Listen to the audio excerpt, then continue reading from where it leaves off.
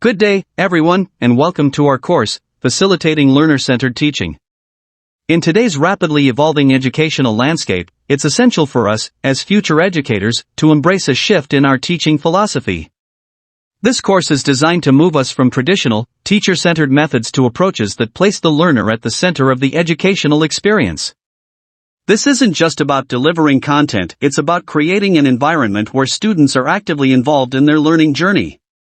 Throughout this course, you will learn how to engage students in ways that are meaningful, motivating, and responsive to their individual needs.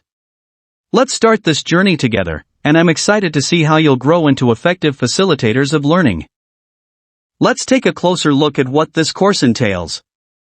Facilitating Learner-Centered Teaching, or PCK 120, is designed to equip you with the fundamental principles, processes, and practices essential for creating learner-centered environments.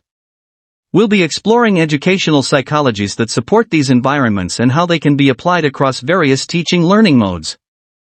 Imagine you're in a classroom where every student learns differently. One student might be more hands-on, another might excel with visual aids, while a third prefers reading and reflection.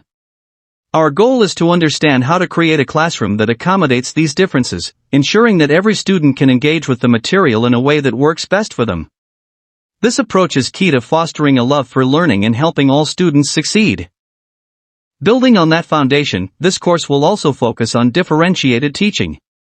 This means you'll learn to tailor your teaching strategies to meet the diverse needs of your students, whether those differences are in gender, strengths, interests, or cultural backgrounds. For example, consider a classroom where some students come from different socioeconomic backgrounds. Some may have access to more resources outside of school, while others might not. In this scenario, it's crucial to find ways to support each student effectively, ensuring that all have equal opportunities to succeed. We'll explore how to implement strategies that are inclusive and responsive, making sure every student feels valued and supported. Now, let's talk about what you'll be able to do by the end of this course. At the end of the course, the students are expected to have demonstrate understanding of the concepts and principles of learner-centered teaching based on educational philosophies and research and their application in actual teaching and learning process. Demonstrate understanding of learning environments that promote fairness, respect, and care to encourage learning. Demonstrate knowledge of managing classroom structure that engages learners, individually or in groups, in meaningful exploration, discovery, and hands-on activities within the available physical learning environments. Demonstrate understanding of supportive learning environment that nurture and inspire learner participation. Demonstrate knowledge of learning environments that motivate learners to work productively by assuming responsibility for their own learning. Demonstrate knowledge of positive and non-violent discipline in the management of learner behavior. Demonstrate knowledge and understanding of differentiated teaching to suit the learner's gender, needs, strengths, interests, and experiences. Implement teaching strategies that are responsive to learners' linguistic, cultural, socio-economic, and religious backgrounds. Demonstrate understanding of the special educational needs of learners who have been displaced due to urban resettlement, calamities, and armed conflicts, and demonstrate knowledge of laws and policy documents that promote learner-centered teaching. These all means that you'll demonstrate a deep understanding of learner-centered teaching, grounded in educational philosophies and research. This isn't just theoretical, you'll learn how to apply these concepts in real classroom settings. For instance, you'll explore how to create and manage learning environments that promote fairness, respect, and care. Imagine a classroom where every student feels safe and respected, a place where they are encouraged to take risks, ask questions, and engage deeply with the content. This is the kind of environment we'll be working towards. You'll also learn how to engage learners through exploration, discovery, and hands-on activities. Picture a science class where students aren't just reading about ecosystems but are actually creating and observing their own mini ecosystems. This kind of active learning fosters deeper understanding and a more meaningful connection to the material. Moreover, we'll cover the importance of nonviolent discipline and how to manage learner behavior positively. For example, instead of resorting to punitive measures when a student acts out, you might use a restorative approach that helps the student understand the impact of their behavior and encourages them to make better choices in the future. Before we delve further, let's define what we mean by education. Education came from the Latin word educare/educere, which means to lead. Education is often described as the process of facilitating learning, where students acquire knowledge, skills, values, and habits. But as educators, our role goes beyond this. Teaching and learning with the purpose of creating a positive change in the learner's behavior. Education is also about how students learn and the environments in which they learn. It's about fostering curiosity, critical thinking, and preparing students to be active, informed citizens. For instance, when teaching a concept like democracy, rather than just explaining the theory, you might facilitate a classroom debate where students explore different perspectives.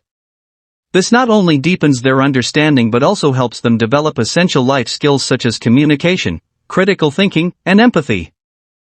In traditional education, the teacher was often seen as the sole transmitter of knowledge, where the focus was on delivering content for students to absorb.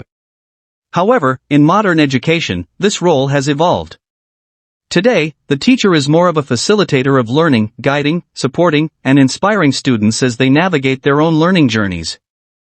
Let me give you an example. In a history class, instead of just lecturing about historical events, you might facilitate a project where students research and present on different historical figures. This approach not only helps students learn the material but also encourages them to develop research skills, collaborate with their peers, and engage more deeply with the content. This shift from being a transmitter to a facilitator reflects the broader move towards more dynamic, interactive, and student-centered learning environments where the focus is on developing lifelong learners, not just passing on information. Next, let's proceed to preparation for teaching. Preparation for teaching is an ongoing process that begins long before you enter the classroom and continues throughout your career. During your pre-service stage, you'll focus on general education, professional education, and your area of specialization or major. This is where you build the foundation of your teaching knowledge and skills. Once you become an in-service teacher, your learning doesn't stop. You'll engage in professional development activities such as meetings, conferences, seminars, and workshops. For example, attending a seminar on new technology in education could give you fresh ideas on how to engage students and enhance their learning experiences. Professional growth also includes activities like visits to other classrooms, where you can observe and learn from your peers, or joining study groups where you can discuss and reflect on your teaching practices.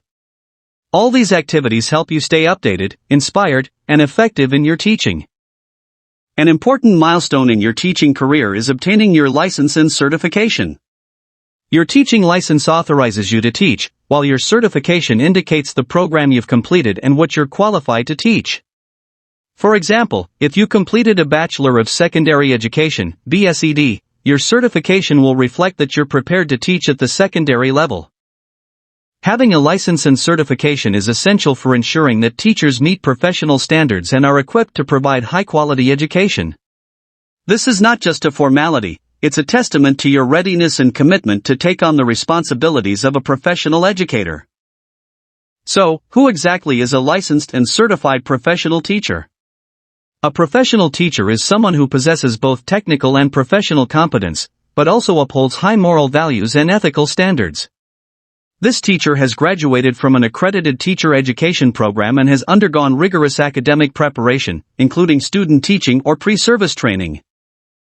For example, during your pre-service training, you might spend time teaching in a real classroom, applying the theories and methods you've learned in your coursework. This hands-on experience is invaluable in preparing you for the challenges and rewards of teaching. Finally, after meeting all the necessary requirements, including passing the licensure examination for teachers, you'll be granted a license to teach by the Board for Professional Teachers of the Professional Regulation Commission, PRC. This license is more than just a piece of paper, it's a symbol of your dedication, readiness, and ability to make a positive impact in the lives of your students. In conclusion, the journey to becoming an effective educator is ongoing and dynamic. Throughout this course, we will explore the various facets of learner-centered teaching, equipping you with the tools and knowledge necessary to create engaging, inclusive, and supportive learning environments. Remember, as future teachers, your role is not just to impart knowledge but to inspire and facilitate your students' growth and development. I look forward to guiding you through this course, and I'm excited to see how you will apply these concepts in your future classrooms. Let's continue this journey with curiosity, commitment, and a shared passion for teaching and learning. Thank you, and I'll see you in the next session.